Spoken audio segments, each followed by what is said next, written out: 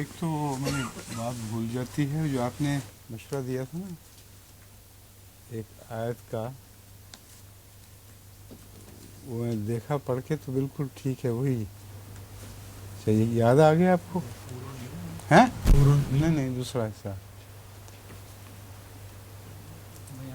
ہیں؟ بیان کہا تھا نا، بیان ایک لفظ کا 2-3 لفظوں سے جو ترجمہ تھا، اس نے آپ نے مشورہ دیا تھا کہ باقی اڑا دیں، صرف ایک ہی رہنے دیں.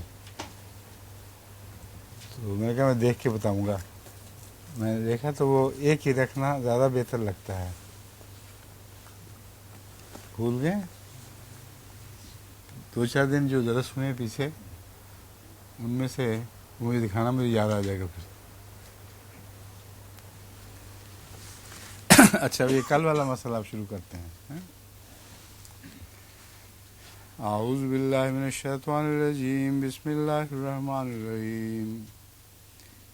انا ارسلنا علیہم صیحة واحدة فکانوا کحشیم المحتضر. لقد یسرنا القرآن للذکر فہل من مدکر. کذبت قوم لوط بالنذر. انا ارسلنا علیہم حاصبا الا علی لوط نجیناہم بسحر نعمة من عندنا كذلك نجزی من شکر. ولقد انذرهم بطشتنا فتماروا بالنذر.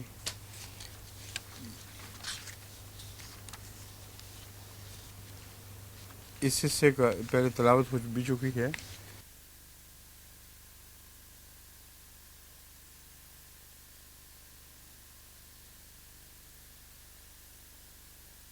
جو اختلاف دراصل نہیں ہے، اور میں نے کہا تھا کہ حضرت صالح کی قوم پر ایک ہی آواز کا عذاب نہیں آیا، بلکہ دوسری آیات سے ثابت ہے کہ لمبا عرصہ چلنے والا ایک عذاب تھا. اس پر آپ لوگوں کو یاد نہیں آ رہا تھا کہ کیسے ہو سکتا ہے. ہر جگہ تو ایک ہی آواز کا ذکر ہے. تو جو میرے ذہن میں آیات تھیں وہ میں نے وہ تلاش کر کے، تو ان کے وقت نہیں تھا چونکہ آج زیادہ ہمارے پاس، اس لیے میرے ذہن میں تو ساری آیات حاضر ہیں. اور آپ کو میں سمجھانا چاہتا ہوں کہ اختلاف کیوں نظر آیا ہے مجھے، اور قرآن سے ثابت ہے کہ صحت واحدہ کا وہ مفہوم درست نہیں جو عام طور پر لیا جاتا ہے، کہ گویا ایک ہی اونچی آواز آئی اور سب تباہ و برباد ہو گئے. صحت واحدہ کے سلسلے میں جو بنیادی آیت ہے جو اس کی تفصیل بیان کر رہی ہے، وہ یہ ہے. آیات ہیں سورہ صاد 13-16. کذبت قبلہم قوم نوح وعاد وفرعون ذو الاوتاد. ان سے پہلے قوم نوح نے اور عاد نے اور میخوں والے فرعون نے بھی انکار کیا تھا. وثمود، اور سمود نے بھی. وہ قوم لوط، اور لوط کی قوم نے. وہ اصحاب الایکہ، اور اصحاب ایکہ نے. اولئک الاحزاب، یہ ہیں وہ گروہ. ان کل الا کذب الرسل فحق عقاب، ان میں سے ہر ایک وہ تھا جس نے اپنے رسولوں کا انکار کر دیا، بس ان پر عذاب صادق آ گیا. وما ينظر هؤلاء الا صيحة واحدة وما لها من فواق. یہ سارے کے سارے جن کا ذکر گزرا ہے وہ صحت واحدہ کا ان کا انتظار کر رہے تھے. تو صحت واحدہ کے اندر اب دیکھنے کون کون سے عذاب آ گئے. قوم نوح پر جو طوفان آیا ہے، آسمان سے برسا اور زمین نے پانی اگلا، یہ سارا بھی صحت واحدہ ہے. اس کی مرکزی تعریف جو قرآن کریم میں فرمائی گئی ہے وہ ہے ما لہا من فواق. جب تک اس کو نہیں سمجھیں گے صحت واحدہ کا مضمون سمجھ نہیں آ سکتا، اور یہی خیال دل میں رہے گا کہ گویا ایک اونچی آواز اور آنن فانن تمام ہو گیا. ایک ایسا عذاب جس کے درمیان کوئی مہلت نہ ملے، کوئی وقفہ نہ آئے، وہ چلتا رہے یہاں تک کہ کام تمام نہ کر دے. یہ تعریف ہے صحت واحدہ کی. اس لیے وہ جو حضرت صالح کی قوم کے متعلق میں نے کہا تھا کہ لمبے عذاب کا بھی ذکر ہے، وہ یہ میری مراد تھی کہ یہ خیال کہ حضرت صالح کی قوم کو اچانک اسی طرح پکڑ لی گیا ایک آواز کے ساتھ، یہ درست نہیں ہے. اب یہ دیکھیں کون کون ہیں اس میں. قوم نوح، یہ سب تو آ گئے نا. اس میں دیکھیں آپ، عجیب ذکر ہے کہ نوح کو سیلاب آیا، اور قوم عاد کا بھی ذکر ہے اسی صحت واحدہ میں، اور فرعون کا بھی، جس کے متعلق آپ کو پتہ ہے کہ وہ صحت واحدہ ان معنوں میں نہیں تھی جن معنوں میں سمجھی جاتی ہے. وہ لمبے عرصے تک چلی ہے. قوم نوح پر قوم فرعون پر جو عذاب مسئلہ چلا ہے، جس کو صحت واحدہ کہا جا رہا ہے، وہ تو کئی سال چلا ہے، لیکن ان کو مہلت نہیں دیتا تھا. ایک جاتا تھا تو دوسرا پکڑ لیتا تھا. تو فواق کا نہ ہونا یہ مرکزی نقطہ ہے جس سے مسئلے کی سمجھ آ سکتی ہے. اور اسی میں پھر وہ بھی تھے جو دھسا دیے گئے زمین میں، وہ بھی اسی صحت واحدہ کا حصہ، اسی کی تعریف میں آتے ہیں. لوط کی قوم پر بارش برسی ہے پتھروں کی.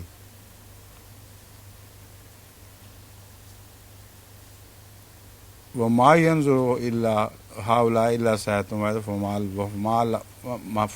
وَاحِدَةٌ مَا لَهَا مِن فَوَاقٍ. یہ میں دوبارہ پڑھ رہا ہوں. اب میں آپ کو اس استنباط کے تعلق میں اور چند باتیں سنانی چاہتا ہوں.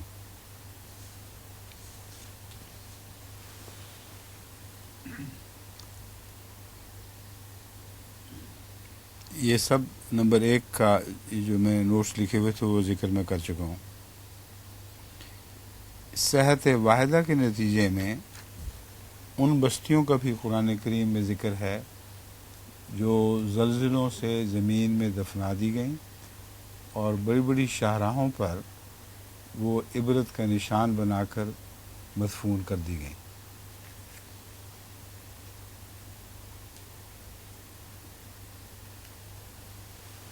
ایک آیت جو ہے یہ وہی ہے جو میں پڑھ چکا ہوں. دوسرا، مدین کی قوم کے عذاب کا ذکر سورہ الاعراف آیات 86 سے لے کر 93 تک ملتا ہے. اور یہ مدین کی قوم وہی ہے جو شعیب کی قوم بتائی گئی ہے. جیسا کہ فرمایا وَإِلَىٰ مَدْيَنَ أَخَاهُمْ شُعَيْبًا، یہاں سے یہ مضمون شروع ہو رہا ہے، اور جس میں عذاب کا ذکر ہے آخر پر وہ یہ ہے فَأَخَذَتْهُمُ الرَّجْفَةُ فَأَصْبَحُوا فِي دَارِهِمْ جَاثِمِينَ. ان کو زلزلے نے آ پکڑا، جس کے نتیجے میں وہ اپنے گھروں میں وہ گھٹنوں کے بل پڑے ہوئے رہ گئے. حضرت لوط اور اصحاب الایکہ دونوں کے ذکر میں قدر مشترک یہی ہے کہ خطرناک زلزلے نے ان کی بستیوں کو تہوبالا کر دیا. عالیہا سافلہا، سورہ الحجر آیات 74-80. حضرت شعیب کی مدین کی قوم کو اصحاب الایکہ بھی کہا گیا ہے. دیکھیے سورہ الشعراء آیات 177 و 190.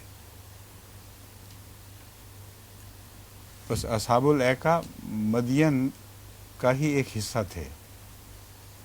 مدین ایک بہت وسیع قوم تھی جو عراق کے علاقے میں شمال سے جنوب تک اور بہت وسیع طول و عرض کے ساتھ پھیلی پڑی تھی. اور ان پر قرآن کریم سے پتہ چلتا ہے کہ ان میں کثرت سے ایسے نبی آئے ہیں جن کا قرآن کریم فرماتا ہے کہ ان کے نام نہیں لیے گئے، انہیں کوئی نہیں جانتا سوائے اللہ کے، اور ان انبیاء کے واقعات کے خلاصے ان مثالوں میں دے دیے گئے ہیں۔ اب انہی میں سے وہ تھے جن کا ذکر ملا ہے اصحاب الایکا، انہوں نے کسفم من السماء کا عذاب مانگا تھا کہ ایک آسمان سے ایک ٹکڑا ہم پر عذاب کی صورت میں اترے، یعنی ایک پتھر کا ٹکڑا یا کوئی بادل یا جو بھی صورت تھی، انہوں نے آسمان سے کسف مانگا تھا۔ لیکن جس عذاب کی تشریح کی گئی ہے وہ ہے انہو کان عذاب یوم عظیم، ان پر جو عذاب آیا وہ ایک ایسے دن کا عذاب تھا جو بہت دیر تک چلا ہے۔ یوم عظیم اس وجہ سے بھی ہوتا ہے کہ عذاب کا دن لمبا لگا کرتا ہے، مگر اس تسلسل میں، اس سیاق و سباق میں یوم عظیم بتا رہا ہے کہ ان کو صحت واحدہ ایسی نہیں ملی کہ اچانک تباہ ہو گئے، بلکہ بہت لمبے عرصے تک وہ عذاب میں مبتلا رہے ہیں۔ اب اسی تعلق میں عذاب ذلہ کا ذکر ہے۔ ہاں، ان کو ایک یوم ذلہ کے عذاب نے پکڑ لیا۔ اب رجفہ، یوم ذلہ، آسمان سے اترنا، زمین میں دسایا جانا، ان کی تشریح کیا ہے؟ تشریح یہ ہے کہ حقیقت میں جب زلازل آتے ہیں بڑے بڑے تو عاطف شاں پہاڑ پھوٹتے ہیں اور ان کے دھوئیں سے ایک یوم ذلہ چھا جاتا ہے، اور اسی کے نتیجے میں کسف من السماء ایک قسم کا پتھر برستا ہے ان پر،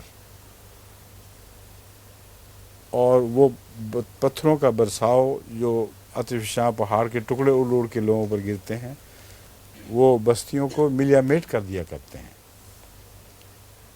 اور پھر اس کے بعد جو زلزلوں کی تاریخیں ہیں ان سے ثابت ہے کہ پھر ایک ایسا خوفناک جھٹکا بھی آتا ہے جس پہ صحت واحدہ مرکوز ہو جاتی ہے، گویا کہ مسلسل ایک وقفہ نہ دینے والا عذاب چل رہا تھا، پھر بالآخر وہ جھٹکا وہاں پہنچ جاتا ہے جو بستیوں کو تہہ بالا کر دیتا ہے۔ بس پتھروں کا اوپر سے اترنا تہہ و بالا کرنے کے لیے کافی نہیں، لیکن یہ جو سلسلہ شروع ہوا ہوتا ہے، جتنی بھی آپ ڈاکیومنٹریز دیکھیں زلزلوں اور بستیوں کے دبنے کے متعلق، وہاں بلا استثناء آپ کو یہ بات نظر آئے گی کہ آتش فشاں پہاڑ پہلے پھٹتے ہیں، آگ اگلتے ہیں، اور پھر بالآخر ان کے پتھراؤ کے بعد وہ جھٹکا جو شاید پہلے سے چلا ہوا ہو، اس وقت وہاں پہنچتا ہے جب قوم کے لیے کسی قسم کا بھاگنے کا کوئی سوال ہی باقی نہیں رہتا، کہ وہ جس حالت میں بھی ہوں اس میں پکڑے جاتے ہیں۔ تو حضرت صالح کی قوم کے ساتھ بھی یہی واقعہ ہوا ہے۔ وہ جو میں کہہ رہا تھا بظاہر اختلاف ہے، وہ اختلاف نہیں ہے، صحت واحدہ کے اندر وہ سارا عذاب شامل ہے، اور اس کا تعلق حضرت صالح کی قوم کا ایک اور جگہ ذکر ملتا ہے جس کی تشریح میں لمبا مضمون بیان کرنا پڑے گا، وہ میں نے ذہن میں رکھا ہوا ہے۔ وہ آیت گزر چکی ہے پہلے، یہ آنے والی ہے، گزر چکی ہے، تو اب تو اس وقت نہیں ہے کہ اس کو چھیڑا جائے، یا اب دوبارہ واپس نہیں آنا اس پہ، تو پھر نکال ہی لیں اس کو۔ یہ سارے جو الجھن والے مسئلے ہیں وہ ایک ہی دفعہ طے ہو جانے چاہیے۔ اب جو بظاہر اختلاف ہیں ان میں ایک یہ مثال بھی ہے، جب تک یہ نہ آپ سمجھیں کہ مدین کی قوم بہت وسیع قوم تھی اور ان کا ایک دارالحکومت بھی تھا،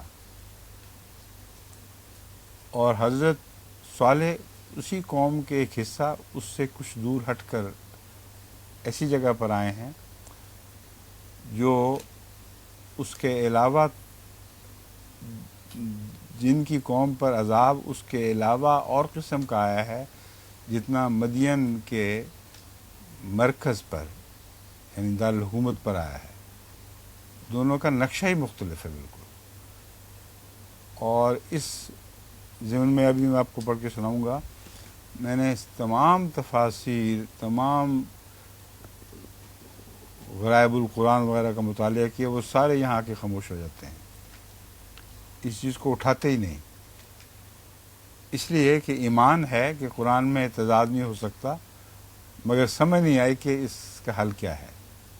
اس وجہ سے جو بھی تقوی شعار لوگ ہیں وہ خاموش رہے ہیں، لیکن اس وجہ سے کہ وضاحت نہیں سمجھ سکے، وضاحت کر نہیں سکے.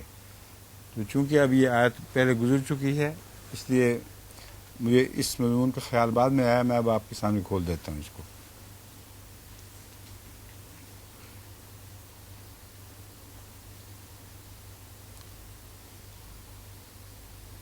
وَلَقَدْ أَرْسَلْنَا إِلَىٰ ثَمُودَ أَخَاهُمْ صَالِحًا. ذکر کس کا چل رہا ہے؟ حضرت صالح کا. أَنِ اعْبُدُوا اللَّهَ فَإِذَا هُمْ فَرِيقَانِ يَخْتَصِمُونَ. تو اس کے نتیجے میں اچانک وہ دو گروہوں میں بٹ گئے اور وہ آپس میں جھگڑا کرنے لگے. قَالَ يَا قَوْمِ لِمَ تَسْتَعْجِلُونَ بِالسَّيِّئَةِ قَبْلَ الْحَسَنَةِ. حضرت صالح نے فرمایا، اے میری قوم، تم بدی کی کیوں جلدی کرتے ہو نیکی کی بجائے؟ قبل الحسن، نیکی سے پہلے بدی کیوں چاہتے ہو؟ کیونکہ بدی کے بعد پھر نیکی آئے نہیں کرتی. تو جو برا سلوک ہے اس کو اگر تم نے اپنے اچھے سلوک کی راہ میں حائل کیا، اس کو پہلے مانگا، تو پھر وہ اچھا سلوک آئے گا ہی نہیں. اچھا سلوک مانگو جس کے بعد پھر بدی نہیں آئے گی. یہ مضمون ہے جو تفسیری اس میں شامل ہے. قالوا طیرنا بکا وبمعک. انہوں نے کہا ہم برا شگون لیتے ہیں تجھ سے اور ان سے جو تیرے ساتھ ہیں. حضرت صالح نے فرمایا، طائرکم عند اللہ بل انتم قوم تفتنون. تمہارا بد شگون تو خود تمہارے پاس ہی ہے اور تم ایک ایسی قوم ہو جو آزمائش میں مبتلا کیے جا رہے ہو. اب سنیں، وَكَانَ فِي الْمَدِينَةِ تِسْعَةُ رَهْطٍ يُفْسِدُونَ فِي الْأَرْضِ وَلَا يُصْلِحُونَ. اب کیا اسی مدینے کی بات ہو رہی ہے جس مدینے پر یہ عذاب آیا؟ وہاں فسادی کون ہے وہاں؟ اور وہ 9 فسادی لوگ کون تھے؟ یہ وہ جگہ ہے جہاں جا کے آپ کو خاموشی دکھائی دے گی. وہ جو تصویر کشی ہے جو میرے ذہن میں قرآن کریم کے مطالعے سے ظاہر ہوئی ہے، اس کی روح سے مدین ایک بہت بڑی قوم تھی. حضرت صالح کی قوم کا جہاں آباد تھی وہ دارالحکومت نہیں تھا. اب اسی قوم کے دارالحکومت کا ذکر شروع ہو گیا ہے، کیونکہ یہ ذکر حضرت صالح کی قوم سے بالکل مختلف ذکر ہے. سمائیں. سمجھ نہیں سکا. ایک بات میرے ذہن میں آ رہی تھی کہ مدین کے ذکر میں تو حضرت شعیب کا ذکر ملتا ہے، وَإِلَىٰ مَدْيَنَ أَخَاهُمْ شُعَيْبًا. ٹھیک ہے، تو حضرت صالح ان کے ساتھ ہی تھے کوئی نبی؟ نہیں، الگ الگ وقتوں میں آئے ہیں. یہ تو آپ بتاؤ، ان کا زمانہ بہت پھیلا پڑا ہے. الگ الگ وقتوں میں آئے ہیں، قوم کے الگ الگ حصوں پہ آئے ہیں، اور ان سب حصوں کی تفصیل کا خلاصہ ان آیات میں ہے جو میں بیان کر چکا ہوں پہلے. یہاں میں اور بات بیان کر رہا ہوں، اس پر غور کریں کہ ذکر تو حضرت صالح کا چل رہا ہے. حضرت صالح کے ذکر میں تلاش کر لیں ہر جگہ، کہیں بھی کسی نو مفسد لوگوں کا ذکر نہیں ملتا. یہ ملتا ہے حضرت صالح کی قوم، انہیں اونٹنی کی کونچیں کاٹیں اور پھر ان کو عذاب نے لے لیا، اس کی جو بھی نوعیت تھی. لیکن ان کے اس شہر میں جہاں یہ واقعہ ہے اونٹنی والا، وہاں 9 آدمیوں کے ذکر کا کوئی سوال ہی کوئی نہیں. کسی 9 فتنہ پردازوں کا وہاں ذکر نہیں ہے. اب یہاں صالح کا مضمون بیان ہوتے ہوتے اچانک قوم مدین ہی کی ہے یا سمود ہے، مگر یہ فرمایا جا رہا ہے وَكَانَ فِي الْمَدِينَةِ تِسْعَةُ رَهْطٍ يُفْسِدُونَ فِي الْأَرْضِ وَلَا يُصْلِحُونَ. یہ واقعہ حضرت صالح کے ساتھ تعلق نہیں رکھتا. سمجھیں؟ اور وہ کون 9 تھے اور ان کا کیا طریقہ تھا، اور جس طریقے پر انہوں نے کہا ہے کہ ہم قتل کریں گے، وہ حضرت صالح ہو ہی نہیں سکتے. وہاں اور کوئی نبی ہیں. سمجھ گئے ہیں بات کو؟ اب میں اور کھولتا ہوں. فی الارض ولا یصلحون، مرکز میں 9 تھے. اور یہ بھی بڑی دلچسپ بات ہے کہ پاکستان کے مرکز میں بھی 9 ملا اکٹھے ہوئے تھے، اور انہوں نے بھی ایک فتنہ برپا کیا تھا، اور وہ کسی طرح اسلام کرنے کی نہیں کرتے تھے، بلکہ فساد پہ تلے ہوئے بیٹھے تھے.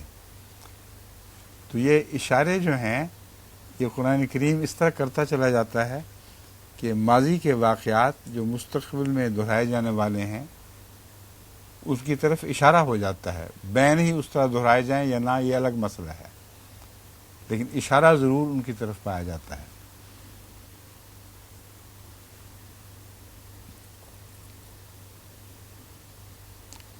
اب دیکھیں، میں ابھی آپ کے سامنے بات کھولتا ہوں. کان فی المدینۃ 9 رہط، یہاں 9 افراد مراد ہیں، کیونکہ ڈکشنریاں رہط کا یہی ترجمہ دیتی ہیں، اور حضرت مسلم موعود نے بھی یہی دیا ہوا ہے کہ 9 افراد تھے. میرا استنباط یہ ہے کہ وہ 9 افراد قوم کے نمائندہ افراد تھے، کیونکہ قرآن کریم نے جو نتیجہ نکالا ہے اس میں ساری قوم کو ملوث کیا ہے. اس لیے 9 گنتی کے 9 ہونے کے باوجود وہ 9 نہیں تھے، بلکہ تمام مفسد فرقوں کے نمائندہ تھے. اب یہ بات آگے قرآن کریم خود کھول دے گا. قالوا تقاسموا باللہ لنبیتنہ واہلہ ثم لیقولن لولیہ ما شہدنا مہلک اہلہ وانا لصادقون. اب یہ تو حضرت صالح کی قوم سے واقعہ نہیں گزرا. امر واقعہ یہ ہے کہ اس وقت جو پہلا فساد ہوا تھا برپا پاکستان میں بھی، جس کا آغاز اسلام آباد سے ہوا تھا، اس میں ان کا یہ فیصلہ تھا، یہ نیت تھی کہ وہ مجھے وہیں قتل کر دیں گے، اور ولیہ سے مراد یہ ہے جماعت. ان کو یہ کہیں گے کہ ہمیں تو نہیں پتہ کس نے کیا. یہی وجہ تھی کہ اس وقت کے ڈپٹی کمشنر نے مجھے فوری پیغام بھجوایا تھا کہ مجھ سے وجہ نہ پوچھیں، کیونکہ اس کو حکومت کا ایک راز معلوم ہو گیا تھا، جس کے نتیجے میں وہ نیک انسان تھا، متنبع کرنا چاہتا تھا، مگر مجھے وجہ پوچھنے کی اجازت نہیں دی. وجہ نہ پوچھیں، لیکن فوری طور پر یہاں سے نکل جائیں. اور بعد میں جو ہمارے نمائندوں نے وہاں رپورٹ دی، اس میں میجر شاہ محمود بھی تھے اس زمانے میں، پتہ چلا کہ بڑے بڑے جتھے آئے ہوئے تھے، ان 9 ٹیلوں کے جتھے، ٹولوں کے جتھے. اس میں پٹھان بھی شامل تھے، دوسرے بھی شامل تھے، اور ارادہ یہ تھا کہ وہ اچانک حملہ کر کے تو مجھے ڈسٹرائے کر دیں گے. اور اس میں بہت بڑا فتنہ تھا، میری ذات کا سوال نہیں تھا، بلکہ یہ اس وقت کے ڈکٹیٹر ضیاء کا یہ منصوبہ تھا کہ اس طرح جماعت افراتفری میں مبتلا ہو جائے گی. جماعت کو جڑوں سے اکھیڑ دینے کا منصوبہ تھا، اور اللہ نے اس طرح مدد فرمائی کہ ایک آدمی کے ذریعے پیغام بھجوا دیا. چنانچہ ہم نے مشورہ کیا، میں نے کہا یہ مجھے تو کوئی ایسی بات نظر نہیں آ رہی بظاہر، لیکن چونکہ انہوں نے کہا ہے اور یہ ہمدردی کا پیغام ہے، ہمیں ابھی نکل جانا چاہیے. چنانچہ جب ہم نکل کے گئے ہیں تو پیچھے سے وہاں شور پڑ گیا کہ وہ تو غائب ہے. کئی پوچھنے والے وہ کوٹھی جو تھی وہاں آیا کرتے تھے، تو میجر صاحب کو بھی یہ سارا واقعہ یاد ہے. اس لیے میں آپ کو سمجھا رہا ہوں کہ قرآن کریم میں جو ذکر ملتے ہیں ان کو غور سے دیکھنا چاہیے کہ یہ ذکر کیوں ہے، اور اچانک صالح کی قوم کے بعد ایک اور ذکر کیوں چل پڑا ہے. المدینہ میرے نزدیک مرکزی مقام کو کہتے ہیں، اور اسی میں اس کی کنجی ہے. المدینہ دارالحکومت کو کہتے ہیں. بس اس کا ترجمہ یہ بنے گا کان فی المدینۃ تسعۃ رہط، اس کے دارالحکومت میں، مدین قوم کے دارالحکومت میں یہ ٹولہ تھا 9 کا، اور انہوں نے یہ اسکیم بنائی تھی.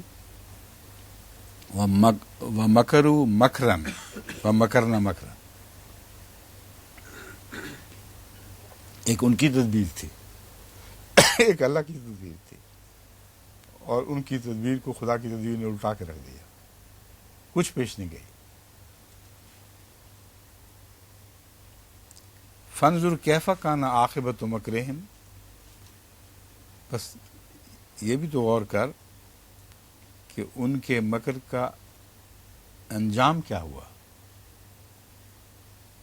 انا دمرناہم وقومہم اجمعین، ہم نے ان کو، ان کی ساری قوم کو تباہ کر دیا. اب یہ میں کہہ رہا ہوں اگر وہ 9 شخص ہی تھے صرف فسادی، تو وہ تو شہر میں فساد کرتے تھے، جن اپنے ہی لوگوں پر ظلم کر رہے تھے نا. وہ تو پھر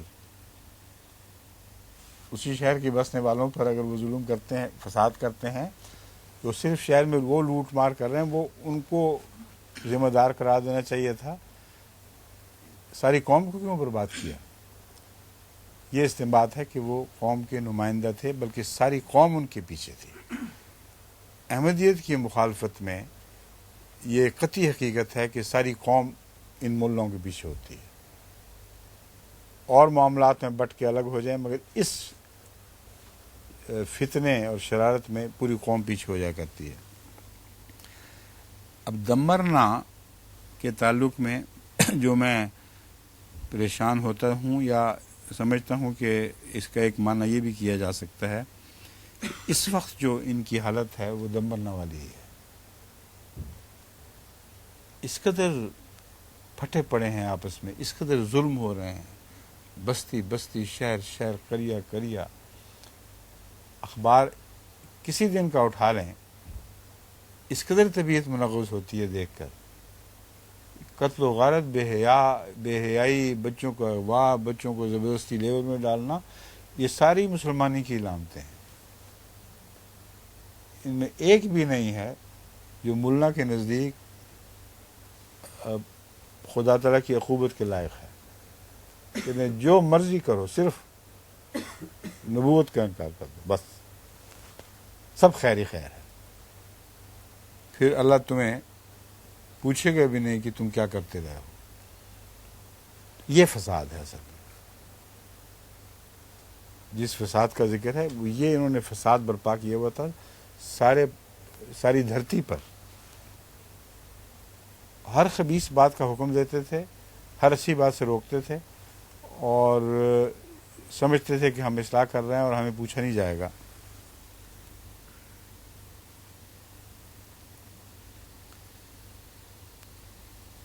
آگے جو ہے حصہ وہ ہے جو ڈر والا حصہ ہے. یہاں تک تو مجھے تسلی ہو جاتی ہے کہ چلو جو ہونا تو ہو گیا. آگے ہے فَتِلْكَ بُيُوتُهُمْ خَاوِيَةً بِمَا ظَلَمُوا إِنَّ فِي ذَلِكَ لَآيَةً لِقَوْمٍ يَعْلَمُونَ. اب دیکھ لو ان کے گھر ہیں جو خاویتاً وہ خالی پڑے ہوئے نشان کے طور پر رہ گئے ہیں، گرے ہوئے اپنی حالت پر. خاویہ جو بستی مثلا زلزلے سے یا کسی چیز سے الٹ کے رہ جائے اس میں کوئی بس نہ سکے پھر. تو دونوں مفہوم اس میں ہیں، خالی ہونے کے بھی اور گرے ہوئے ہونے کے بھی. فَتِلْكَ بُيُوتُهُمْ خَاوِيَةً بِمَا ظَلَمُوا إِنَّ فِي ذَلِكَ لَآيَةً لِقَوْمٍ يَعْلَمُونَ وَأَنْجَيْنَا الَّذِينَ آمَنُوا وَكَانُوا يَتَّقُونَ. اور ہم نے ان کو جو ایمان لائے اور تقوی اختیار کیا کرتے تھے ان کو ہم نے نجات بخشی. یہ دوسرا حصہ ہے، اس کے متعلق فکر ہے اور حالات بڑی تیزی سے اس طرف بڑھ رہے ہیں، کیونکہ اب ایران کی جنگ جو شروع ہو رہی ہے اس کو روکنے کی انہوں نے ہر ممکن کوشش کی ہے مگر رک نہیں رہی. اور ایران آج کل تجزیہ کر رہا ہے عراق کے ساتھ جو ان کی جنگ ہوئی تھی، اس نتیجے میں ان کو کیا دینا پڑا، کیا کھویا اور کیا حاصل کیا، وہ موازنہ کر رہا ہے اسی سے. لیکن اس میں بھی اس وقت امریکہ کی پوری تائید عراق کو حاصل تھی، اور ایرانی قوم میں یہ بہادری ہے، دے ڈیڈ اٹ. جب وہ فیصلہ کر لیں کہ ہمارا انتقام کا حق ہے تو پھر وہ عواقب سے بے پرواہ ہو جاتے ہیں. تو اب بھی اگرچہ یہ کہا جا رہا ہے کہ وہ عراق کے عواقب دیکھ رہے ہیں، مگر میرے خیال میں یہ صرف ٹالنے کا ایک بہانہ ہے. وہ دیر کر رہے ہیں کچھ تاکہ اتنی دیر میں اپنے تنصیبات کو مستحکم کر لیں. اس کے مقابلے پر امریکہ بھی ان کو پوری مدد دے رہا ہے اور میزائلز وغیرہ کے ساتھ انہوں نے بارڈر کو مزین کر دیا ہے. اس طرف بھی تیزی آ رہی ہے، کابل کی طرف بھی گولہ باری کے لحاظ سے. سوال یہ ہے کہ اگر یہ جنگ چھڑ گئی تو کیا ہندوستان اس سے استفادہ نہیں کرے گا؟ یہ ہے سوال. لاتا ہینا مناس کا جو نقشہ ہے وہ یہ بنتا ہے، اگر یہ جنگ چھڑ جائے تو ناممکن ہے کہ ہندوستان اس سے استفادہ نہ کرے، اور اگر ہندوستان الجھا لے پاکستان کو تو طالبان کی براہ راست سرپرستی وہ نہیں کر ہی نہیں سکتے.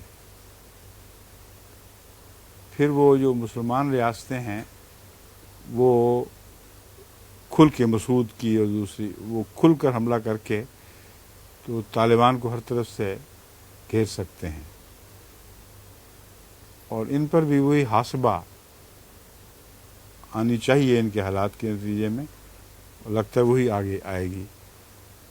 تو فکر یہ ہے کہ اگر پاکستان اس جنگ میں ملوث نہ بھی ہو، جیسا کہ اس نے فیصلہ کر لیا ہم پیچھے ہٹ جائیں گے، تو ہندوستان جب استفادہ کرے گا تو کیا یہ جنگ چھڑ کر ایٹمی جنگ میں تبدیل ہو سکتی ہے کہ نہیں؟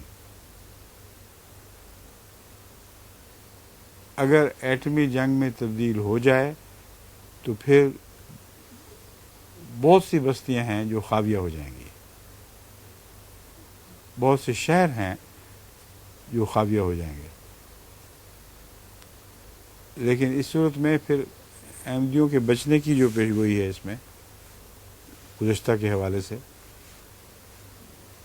وہ اب غور کرنا چاہیے تاریخ پر کہ کس طرح اللہ تعالیٰ نے اپنے مومن بندوں کو نکالا تھا. وارننگ جو دی گئی اس کے نتیجے میں ایک تو یہ امکان ہے کہ بڑے بڑے شہروں کو چھوڑ کر اس وقت جب کہ آثار ظاہر ہو چکے ہوں پورے پہلے ہی سے دوسرا انتظام ہو، جن بستیوں کی طرف منتقل ہونے کے لیے ان کے پاس پہلے سے ساز و سامان موجود ہو، اور یہ ممکن ہے، ایسی پلاننگ کرنا این ممکن ہے، احمدیوں کے لیے ممکن ہے، سب کے لیے ناممکن ہے۔ احمدیوں کی تنظیم اور ہے، ان کی تعداد نسبتاً کم ہے، ان میں بھائی چارہ ہمدردی ہے، ایک دوسرے کی خاطر قربانی کر سکتے ہیں، تو بیشتر اس کے کہ افراتفری کا عالم ہو، افراتفری کے احتمال کے پیش نظر منصوبہ بننا ضروری ہے، اور یہ لوگ مل کر وہ منصوبہ بنا ہی نہیں سکتے، جو مزید زور مار لیں ناممکن ہے ان کے لیے۔ بس اسی حوالے سے میں چاہتا ہوں کہ جماعت پاکستان، یہ کھلی بات ہے، اس میں کوئی چھپانے کی بات نہیں، اس احتمال کو پیش نظر ضرور رکھ لیں، جس احتمال کو خود ان کے دانشور بھی رول آؤٹ نہیں کرتے، اور بار بار جو پیغام بھیجا جا رہا ہے حکومت پاکستان کی طرف سے ایران کو، اس میں ایک بات داخل ہے کہ یہ جنگ فلیئر اپ کر کے ایٹمی جنگ میں تبدیل ہو سکتی ہے، اور یہی پیغام امریکہ نے بھیجا ہے ایران کو سمجھانے کے لیے اپنی طرف سے، حالانکہ طالبان کو سمجھانا چاہیے تھا کہ یہی جنگ اگر شروع ہو گئی تو یہ نہ سمجھنا کہ یہ یہاں محدود رہے گی، یہ ایٹمی جنگ میں تبدیل ہو سکتی ہے۔ وہ ایٹمی جنگ جو ہے وہ طالبان کے بس میں نہیں ہے، وہ ہندوستان اور پاکستان کے بس میں ہے۔ اس وجہ سے میں ملا رہا ہوں کہ ہندوستان کے لیے دو قسم کے امکانات ہیں، یا تو یہ کہ ہندوستان کا دباؤ اتنا بڑھ جائے کہ پاکستان مجبور ہو جائے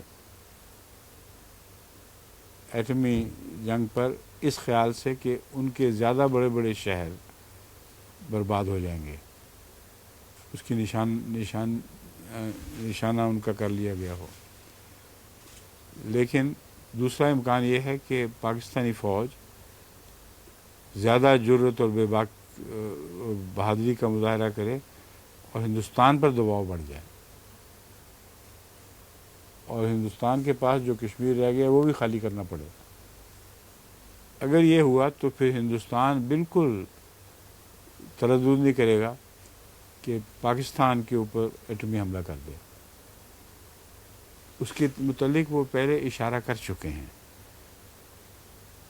انہوں نے کہا کہ ہندوستان تو بہت گہرا ہے، ہندوستان میں اتنے بڑے شہر ہیں، اتنی دور دور تک پھیلے ہوئے اندر گھسے ہوئے ہیں کہ تمہارا بس ہی نہیں چل سکتا کہ سب کو تباہ کرو، لیکن ہمیں تو گنتی کے چند شہر تباہ کرنے ہوں گے، کراچی، لاہور اور اسلام آباد، یا جو بھی وہ چن لیں جو ذہن میں ہے ان کے، کہتے ہیں ہم آسانی سے یہ کر سکتے ہیں۔ اس لیے یہ نہ سمجھنا کہ تمہارا پلڑا بھاری ہے، باوجود اس کے کہ تم ایٹامک طاقت میں ہمارے برابر ہو چکے ہو، جس کو کہتے ہیں اسٹریٹجیکلی، فنون حربیہ کے اعتبار سے اگر سارے عوامل کو دیکھیں تو پھر پلڑا پاکستان کا بھاری دکھائی دیتا نہیں، اور ہندوستان کی یہ دھمکی کھول کر اس بات کی تائید کر رہی ہے۔ تو ان کے اوپر یہ مضمون چل رہا ہے، اس لیے میں ڈر رہا ہوں۔ یہ مضمون پورا کھل گیا ہے، ایسا واقعہ ہو چکا ہے، ان لوگوں کا یہ حال تھا، اب ان کے گھر خاویہ پڑے ہوئے ہیں۔ یہ دعا کرنی چاہیے کہ اللہ تعالیٰ اس سے پہلے قوم کو ہدایت دے دے، اور اکثریت اگر ہدایت پا جائے تو اللہ تعالیٰ کے فضل سے پھر ان فسادیوں کی بد کرداریوں کا کوئی اثر نہیں پڑے گا۔ یہ خاص طور پر آج کل میں اپنی دعا میں اس کو شامل کر رہا ہوں بڑی شدت کے ساتھ، کیونکہ مزقہم کل ممزقین کی دعا کے نتیجے میں جو قرآن نے ہمیں سکھائی ہوئی ہے، ان کے دشمن बड़े बड़े शरीर तो पकड़े जाएंगे, लेकिन कौम को भी तो अज़ाब दिया जा हो सकता है। इसलिए रसूलुल्लाह सल्लल्लाहु अलैहि वसल्लम ने जो ऐसे ही एक मौके पर जब आपको इशारतन कहा गया कि इन लोगों की तबाही की दुआ करें, तो आपने फरमाया, वो दुआ की, अल्लाहुम्मा आहद कौमी फ़इन्नहुम ला यालमून, ऐ मेरे अल्लाह मेरी कौम को हदायत दे दे क्योंकि जानते नहीं हैं। तो मेरा भी यही तज़िया है कि भारी अक्सरियत पाकिस्तानी अवामुन्नास की जानते नहीं बेचारे, और ये हाल बांग्लादेशियों का भी है, हिंदुस्तानियों का भी है, मगर ख़ास तौर पर पाकिस्तान का। क्योंकि जब भी उनको पूरी तरह इल्म दिया गया, जब सुनने को तैयार हो गए एक दफ़ा और इल्म दिया गया, तो सवाए चंद कट्टर मुतअस्सिब मौलवियों के जो बदकिरदारी के लिहाज से खुदा के नज़दीक मुर्ज़दा हैं, आमतुन्नास को जब भी पता लगा उन्होंने हैरत अंगेज़ तब्दीली दिखाई है। और तब्दीली दिखाते हुए बहुत से ऐसे हैं जो अंदर से बदल चुके हैं मगर डरते हैं। पर जब ये बड़ी तबाही आके खोल दे मामले को, या उससे पहले जो आसार ज़ाहिर हो जाएं, उनसे डर कर हो सकता है वो हदायत की तरफ राजे हो जाएं और फिर ये बड़ी तबाही टल जाए। अब कसरत से मुझे खतूत मिल रहे हैं, मिलने वाले भी अपने रिश्तेदारों दोस्तों का जिक्र कर रहे हैं।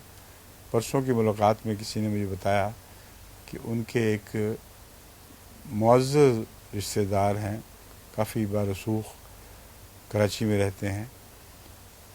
वो एक दफ़ा यहाँ आए थे तो हमारे ऑडियो वीडियो भी देख चुके हैं उनके पास, जिनकी खातून के घर में मेहमान थे। और उसके बाद से वो फिर वहाँ भी उन्होंने कोई सिलसिला रखा हुआ है, लेकिन छुप के करते हैं जो भी करें।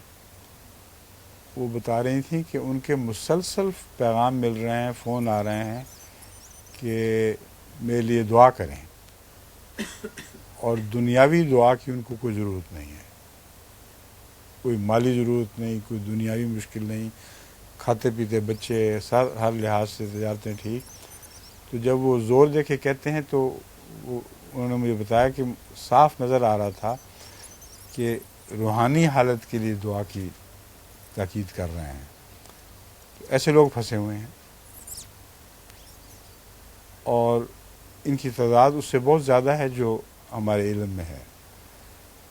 बस अगर आमतुन्नास में से एक कसीर तादाद इन ख़तरात को भांपते हुए और देखते हुए अहमदियत की तरफ माइल होने लग जाए तो इस तरह कौम बच सकती है। क्योंकि कोई अज़ाब का वादा कतई इन मानों में नहीं हुआ करता कि कौम बदल भी जाए तो अज़ाब ज़रूर आएगा। समझ गए? ये वजह है जो मैंने कहा था कि इस आयत को दोबारा अभी छेड़ देते हैं। वही मज़मून है जो पहला था, लेकिन इस ताल्लुक़ में इसका जिक्र करना ज़रूरी था। ठीक है, अब हम बाकी बातें शुरू कर देते हैं, बाकी आयात। वलक़द यस्सरना अल-क़ुरआन लिज़िक्र फ़हल में मुद्दकिर, और यकीन हमने कुरान को नसीहत की खातिर आसान बना दिया, बस क्या है कोई नसीहत पकड़ने वाला। कज़्ज़बत कौम लूत बिन्नुज़ुर, कौम लूत ने भी इंज़ार को झुटला दिया था। इन्ना अरसलना अलैहिम हासिबा, यकीनन हमने उन पर पत्थरों का मेह बरसाया, सिवाय आले लूत के, उन्हें हमने सुबह फूटते वक्त बचा लिया। इला नज्जैनाहुम बिस्सहर, सुबह फूटते वक्त ही बचाया गया है ना, तो सहर के मज़मून में वो सारा अरसा सैर शामिल है।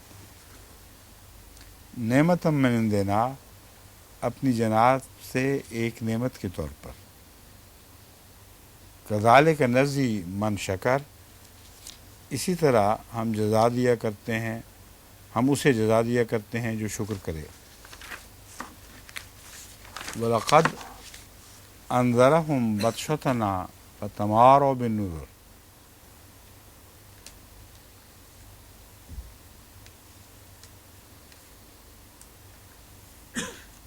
اور اس نے بھی ان کو ہماری پکڑ سے ڈرایا تھا.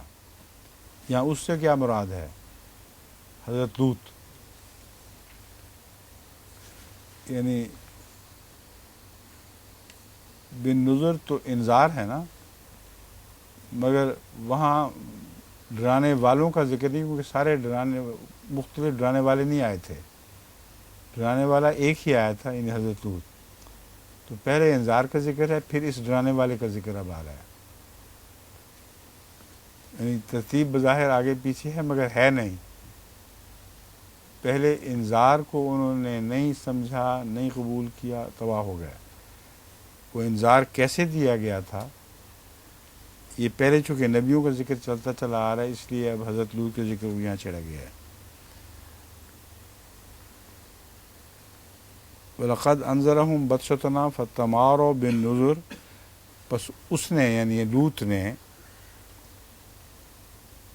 ان کو ہماری پکڑ سے ڈرایا تھا، پھر بھی وہ انذار کے بارے میں متردد رہے. یہاں نذر و المفردات نے اس موقع پر نذر کا معنی متفرق نظیر نہیں بلکہ انذار ہی کیا گیا ہے، انذار ہی لیا ہے. وَلَقَدْ رَاوَدُوهُ عَنْ ضَيْفِهِ فَطَمَسْنَا أَعْيُنَهُمْ فَذُوقُوا عَذَابِي وَنُذُرِ. اور انہوں نے اپنے مہمانوں سے متعلق پھسلانا چاہا، یعنی ان کی حفاظت سے باز رکھنے کے لیے پھسلانا چاہا، ان کے دفاع سے باز رکھنے کے لیے پھسلانا چاہا. فَطَمَسْنَا أَعْيُنَهُمْ. تو ہم نے ان کی آنکھیں بے نور کر دیں. بس میرا عذاب اور میرے ڈرانے کا مزہ چکھو. آنکھیں بے نور کر دی سے کیا مراد ہے؟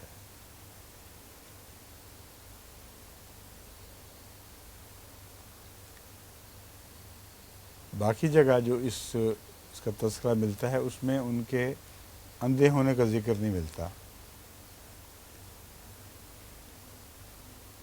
آنکھیں بے نور کر دی سے میں یہ مراد سمجھتا ہوں کہ ان کی عقلیں ماری گئیں. خدا تعالیٰ چاہتا تو اس وقت بھی بچا سکتا تھا، مگر اللہ نے اپنی تقدیر کا ایک پہلے سے حساب مقرر کر رکھا ہوتا ہے.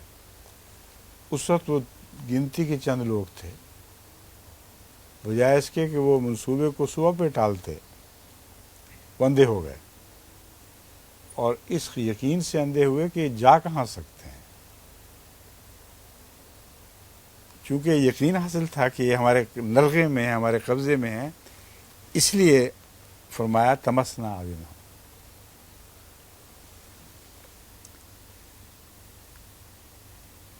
پس میرا عذاب اور میرے ڈرانے کا مزہ چکھو. وَلَقَدْ صَبَّحَهُمْ بُكْرَةً عَذَابٌ مُسْتَقِرٌ. اور یقیناً ان کے پاس صبح کو ایک ٹھہر جانے والا عذاب آ گیا. یہ ٹھہر جانے والا عذاب، اور یہ پہلی ساری باتیں جو میں قرآن کے حوالے سے بیان کر دوں ایک ہی چیز کے مختلف نام ہیں. عذاب پھر توقف نہیں کیا کرتا، ٹھہر جاتا ہے جب تک کہ اس کے مقاصد پورے نہ ہو جائیں. ذوقوا عذابی و نذر. بس میرا عذاب اور میرے ڈرانے کا مزہ چکھو. وَلَقَدْ يَسَّرْنَا الْقُرْآنَ لِلذِّكْرِ فَهَلْ مِن مُدَّكِرٍ. اور یقیناً ہم نے قرآن کو نصیحت کی خاطر آسان بنا دیا، بس کیا ہے کوئی نصیحت پکڑنے والا. وَلَقَدْ جَاءَ آلَ فِرْعَوْنَ النُّذُرُ. اور یقیناً آل فرعون کے پاس بھی ڈرانے والے آئے.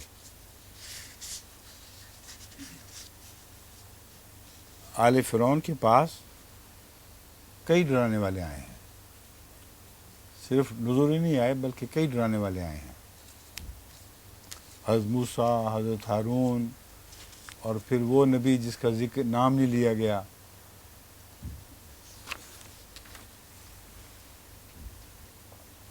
اور پھر انہی کی قوم میں سے ایک شخص، وہ نبی نہیں تھا مگر ڈرانے والوں میں شامل تھا. کذبوا بآیاتنا کلھا. انہوں نے ہمارے تمام تر نشانات کا انکار کر دیا تو ہم نے ان کی عقوبت غالب صاحب عزت مقتدر کی پکڑ کی طرح کی. اور یہ ترجمہ جو ہے یہ لمبا ہے ایک چھوٹی آیت کا، مگر غور کریں تو اس کے سوا میرے نزدیک دوسرا ترجمہ نہیں بنتا. کذبوا بآیاتنا کلھا، انہوں نے تمام تر آیات کا انکار کر دیا. فاخذناہم اخذا عزیز مقتدر. عزیز کے اندر ایک غالب عزت والا معنی آتا ہے، مقتدر جو فیصلہ کر لے، اس کو کرنے پر قادر ہو پوری طرح، اور اس کے قبضہ قدرت سے اس وقت کوئی چیز باہر نہ ہو، تو اس کی پکڑ کی طرح پکڑا ہے. پھر یہ نہیں فرمایا کہ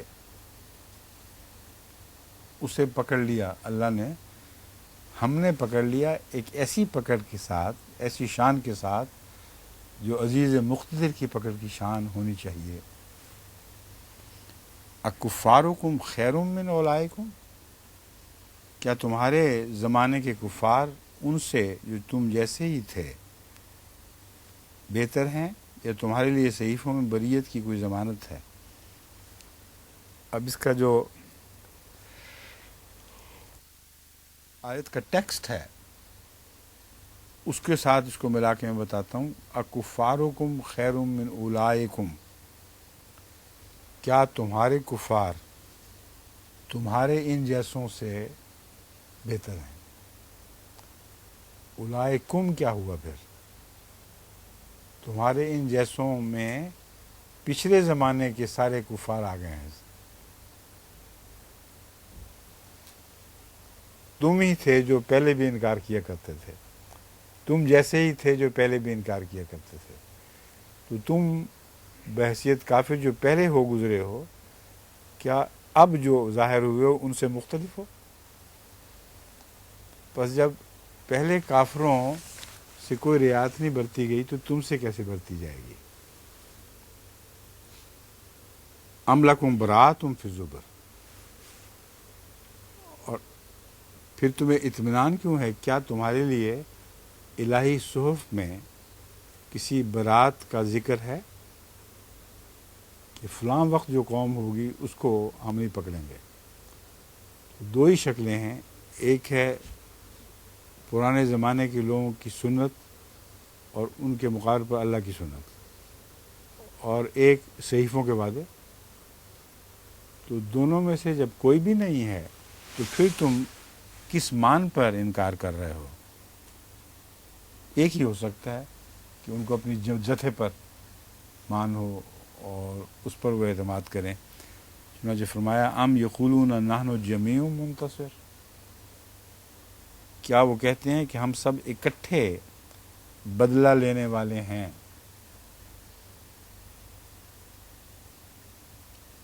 اکٹھے بدلہ لینے والے سے کیا مراد ہے؟ یہاں چونکہ جنگ احزاب کے واقعہ کے ساتھ اس پرانے واقعہ کو ملانا تھا، اس لیے جمیع و منتصر میں وہ دراصل جیسا کہ قریش مکہ نے ان لوگوں کو بتایا تھا جو ان کو بدر کے موقع پر سزا ملی تھی، اور پھر احد کے وقت جو وعدہ کر کے گئے تھے کہ ہم اس کا بدلہ لینے آئیں گے. ان دونوں بدلوں کا ذکر ہے، اور وہ اپنی طرف سے تمام ارد گرد سے جتھوں کو بدلے کی خاطر اکٹھا کر کے لائے تھے، اور کہتے تھے ہم جمی ہیں، اس معاملے میں ایک مجتمع ہو چکے ہیں اور ہم بدلہ لیں گے. سیہزم الجمع ویولون الدبر. اب یہ مستقبل کی زبان میں پیشگوئی کی جا رہی ہے جو ماضی پر بھی چسپاں ہو رہی ہے اور مستقبل پر بھی چسپاں ہو رہی ہے.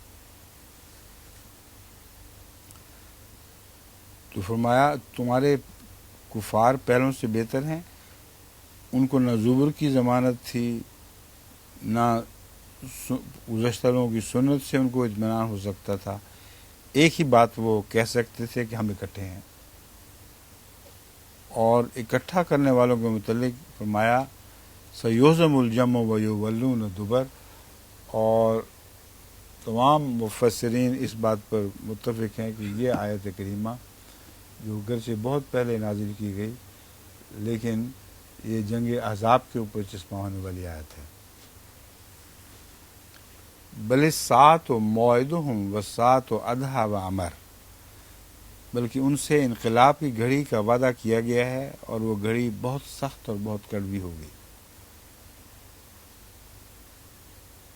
اب یہ بھی اللہ تعالیٰ کی طرف سے ایک خاص نشان ہے جو اسی مضمون کے تعلق میں مجھے بھی دکھایا گیا جب ابھی بھٹو کے اور اس کی پارٹی اور ان جیسے لوگوں کی پکڑ کا کوئی سامان نظر نہیں آ رہا تھا۔ اس وقت رات کو میری آنکھ کھلی ہے جو میں بستر سے یعنی اس کی شدت سے اس مضمون کے اچھل بھی رہا تھا، اور یہ واقعہ